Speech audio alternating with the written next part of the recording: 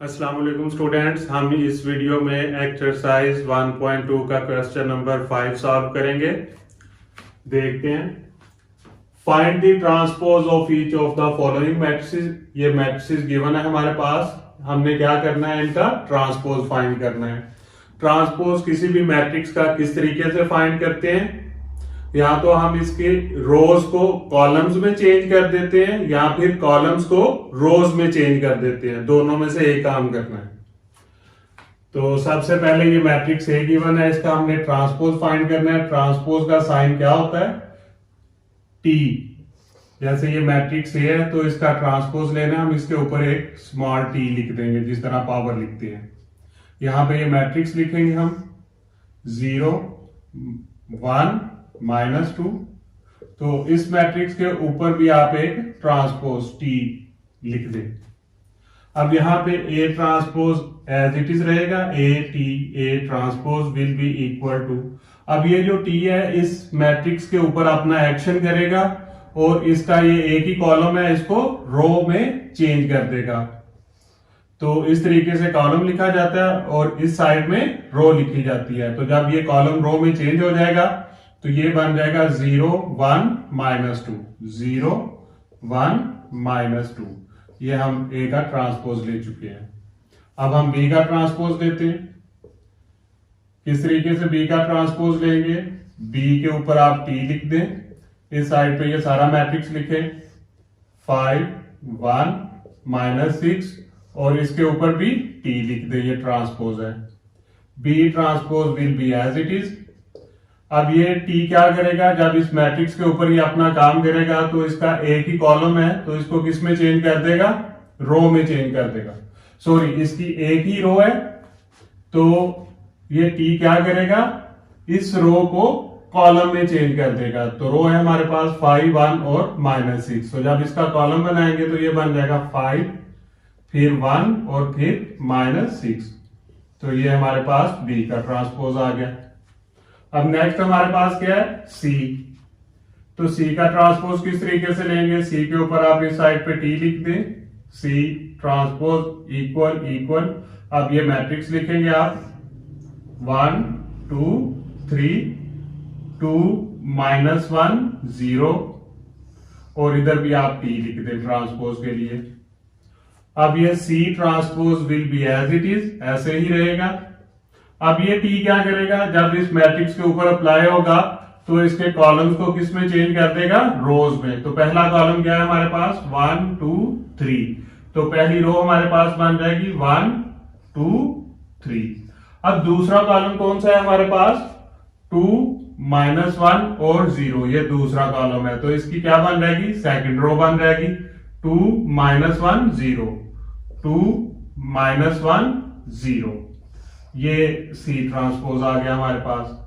अब हम डी का ट्रांसपोज लेते हैं। D transpose will be equal to 2 0 3 5 और यहां पे ऊपर हम ट्रांसपोज लिख देंगे। अब D transpose will be as it is. अब जब इस मैट्रिक्स पे हम ट्रांसपोज लेंगे तो पहली रो है हमारे पास 2 3। तो ये पहला कॉलम बन जाएगा हमारे पास 2 3। दूसरी रो कौन सी है? 0 5। तो वो दूसरा कॉलम बन जाएगा 0 5। ये हम डी का भी ट्रांसपोज ले चुके हैं। अब नेक्स्ट हम किसका ट्रांसपोज लेंगे? ई का। E transpose will be equal to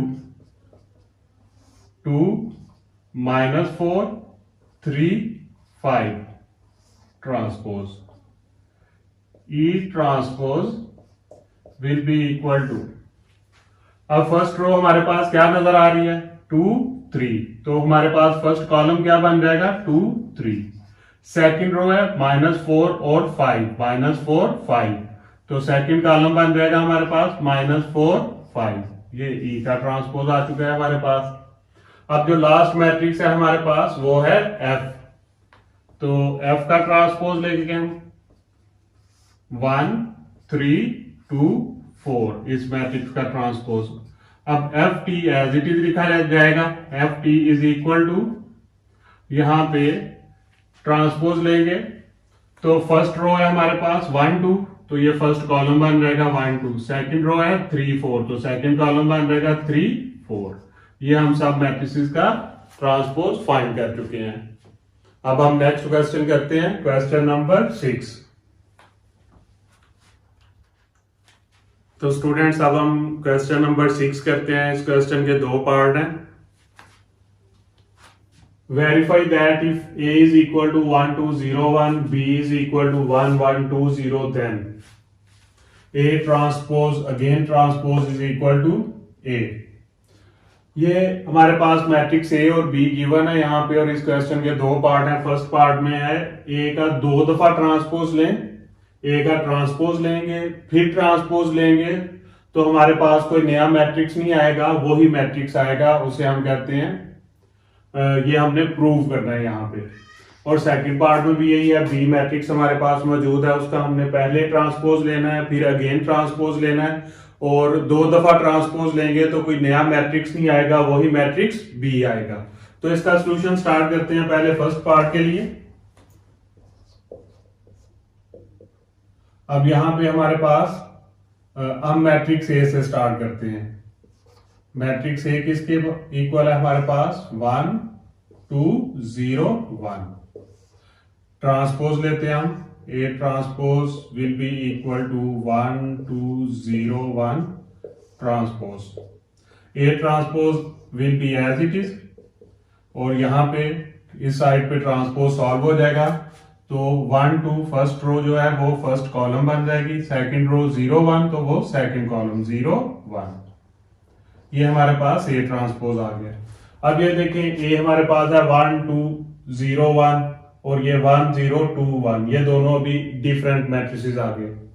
ए का ए ट्रांसपोज का हम अगेन ट्रांसपोज लेते हैं, ए ट्रांसपोज का फिर ट्रांसपोज ले लें तो इस साइड पे भी क्या हो जाएगा 1 0 2 1 ट्रांसपोज। यहां पे एज इट इज लिखा जाएगा ए ट्रांसपोज का अगेन ट्रांसपोज, और यहां पे जब ट्रांसपोज इस मैट्रिक्स के ऊपर सॉल्व होगा तो 1 0 फर्स्ट रो जो है वो फर्स्ट कॉलम और सेकंड रो 2 1 जो है वो सेकंड कॉलम।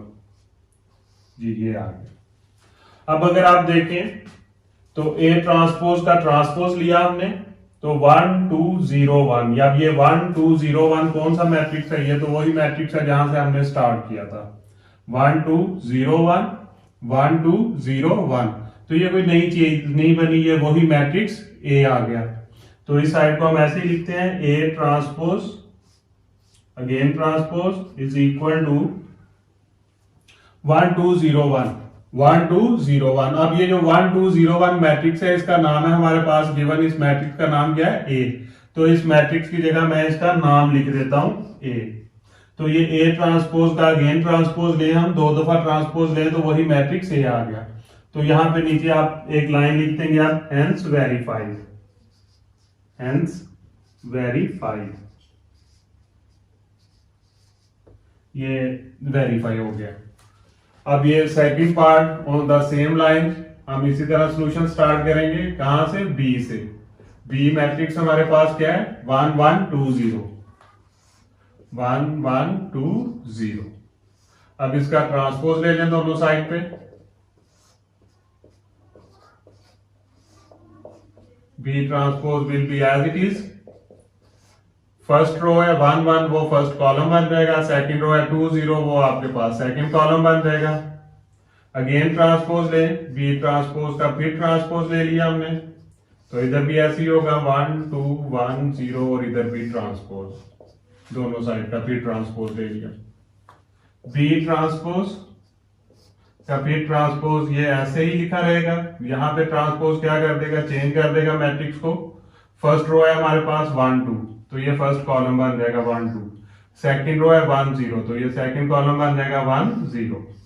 अब आप ये देखें 1 1 2 0, ये दोबारा बी ही आ जाए हमारे पास 1 1 2 0 1 1 2 0। तो बी ट्रांसपोज फिर ट्रांसपोज। अब ये 1 1 2 0 1 1 2 0 ये कौन सा मैट्रिक्स है? ये तो बी है। तो अब इस मैट्रिक्स की जगह हम इसका नाम लिख देंगे B is equal to B.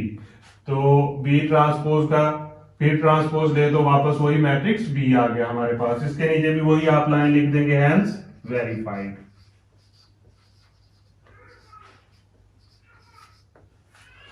तो ये लास्ट क्वेश्चन था हमारा एक्सरसाइज 1.2 का। तो स्टूडेंट्स हमारी एक्सरसाइज 1.2 कंप्लीट हो गई। अल्लाह हाफिज स्टूडेंट्स।